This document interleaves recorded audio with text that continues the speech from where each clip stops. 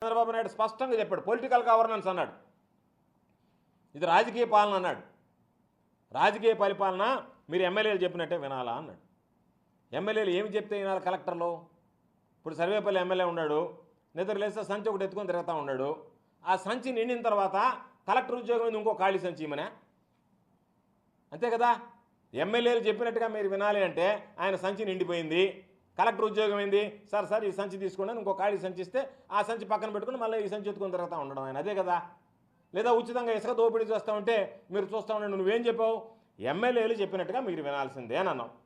అంటే ఎమ్మెల్యేలు అవినీతికి పాల్పడ్డా, అక్రమాలకు పాల్పడ్డా, అసాంఘిక కార్యకలాపాలకు పాల్పడ్డా, ఏమి చేసినా సరే ఎమ్మెల్యేలు చెప్పినటువంటి మాట వేదం అని చెప్పి జిల్లా స్థాయి కలెక్టర్ని ఎస్పీని కూర్చోబెట్టి నువ్వు మాట్లాడితే, ఎమ్మెల్యేలు విచ్చలవిడిగా ప్రజలకు సంబంధించినటువంటి సహజ వనరులు దోపిడీ చేస్తుంటే ఇసుక దగ్గర నుంచి అన్నిటికీ దానికి నువ్వు వంత పాడినట్టుందా? లేదనుకుంటే ఒక